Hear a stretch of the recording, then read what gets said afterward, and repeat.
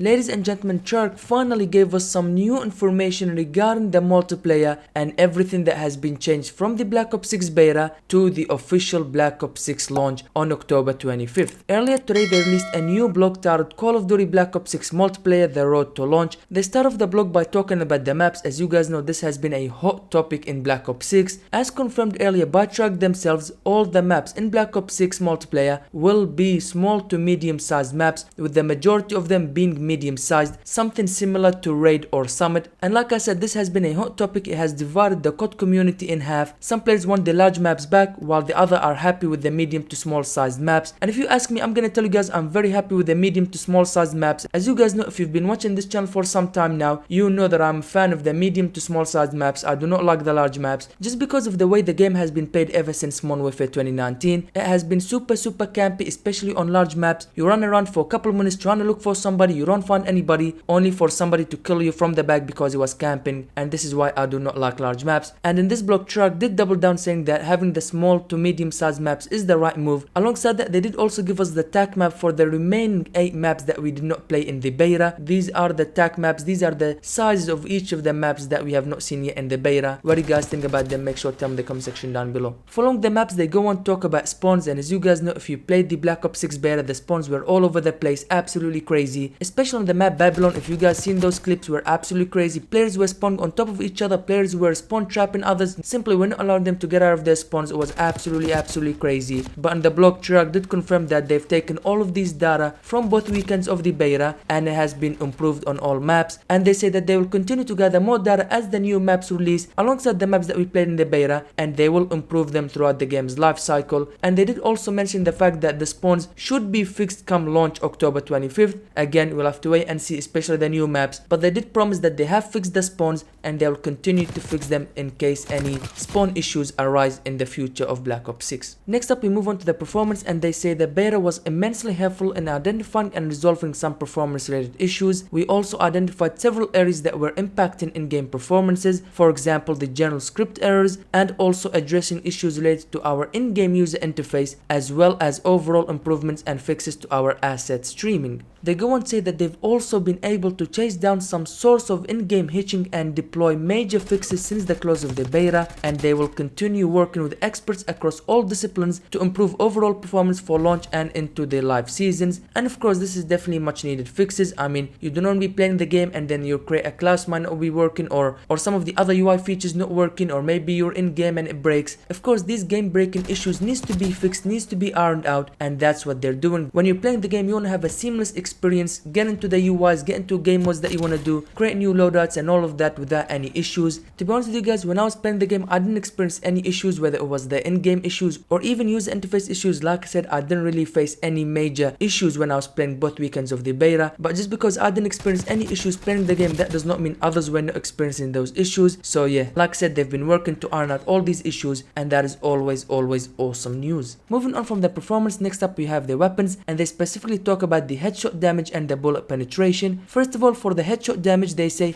a common piece of feedback we saw was that the low headshot damage reduced the impact of skillful play and made it difficult to challenge certain power positions. We agree with these points and are working on adjustments to many weapons to reward players who land multiple headshots during an engagement. That said, we do not want hit location multipliers to significantly affect the consistency of time to kill in Black Ops 6, so we will continue to monitor the effectiveness of headshots during launch and beyond. And then we have bullet penetration, and they say bullet penetration is another system that we will be improving for launch. In general, players should notice fewer extreme cases of bullets doing far too much damage through certain surfaces, aka wallbang, while also not penetrating as expected through others, for example the radar dish on COD. If I say so myself, that is a very frustrating area, okay? If you have control of the radar dish, then it's absolutely amazing, but if you do not have control of it, man oh man, it can get super annoying, especially if they are snipers. Super annoying, absolutely raging, okay? But of course, that is not everything that will be coming regarding the weapons. There will be more to come. For example, they'll be improving the fluidity of snipers aiming down sight, improved fluidity when swapping weapons during sprint and tactical sprint,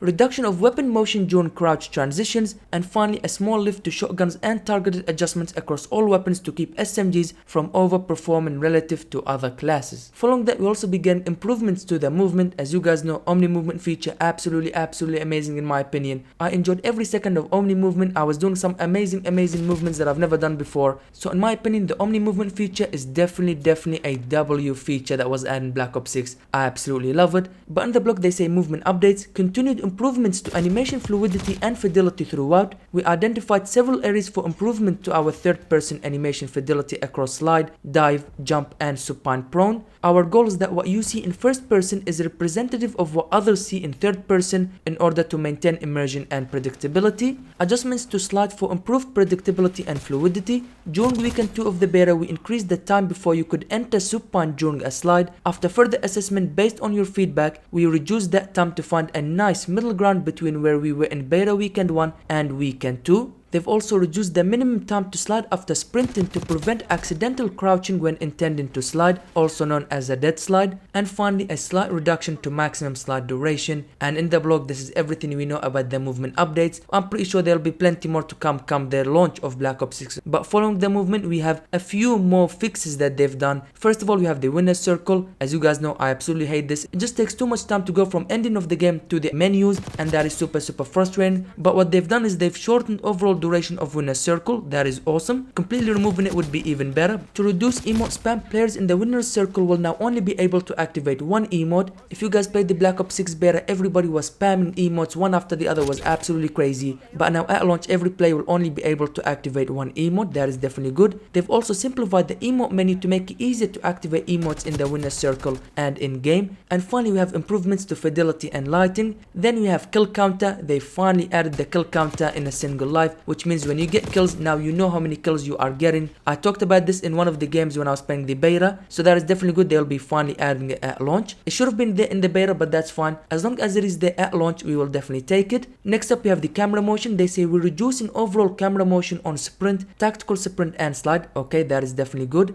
Next up, we have the kill order. They've increased the kills as HVT team score to 3. They've reduced the HVT survival score to 20, increased the score limit to 150. HVT will no longer drop their pistol when they are eliminated, and finally improve notifications when player is selected as HVT. Following that, we have the sleeper agent. They've removed the time added when earning eliminations while sleeper agent is active. Okay, I'm not gonna lie to you guys, sleeper agent was actually overpowered. Now they have nerfed it a bit. Next up, we have the equipment, and this next one is a very big change because the stim shot has been changed from inventory based to cooldown based by default. So we're basically going back to how the stim shot worked in Black Ops 4. You no longer have two and you can use them whenever you want. No, now you can use one and then there'll be a cooldown timer on it before you can use it for a second time. That should be very interesting. Then we have the quartermaster perk will now decrease the cooldown time, and they've also resolved an issue where the combat axe would not deal lethal damage at round start. Following that, we also have some very interesting perk changes. First of all, we have the perk Assassin and Bruiser. They have been moved from perk 1 to perk 2. And then we have the perk Dexterity and Gung Ho were moved from perk 2 to perk 1. Not gonna lie to you guys, those are some very interesting changes. And finally, they have updated the RCXD controls to the classic Black Ops style controls. And to finish off with the blog, they say looking to launch. Basically, they say stay tuned to the Call of Duty blog to learn more as we get closer to the Black Ops 6 launch. I'm super excited. I cannot wait.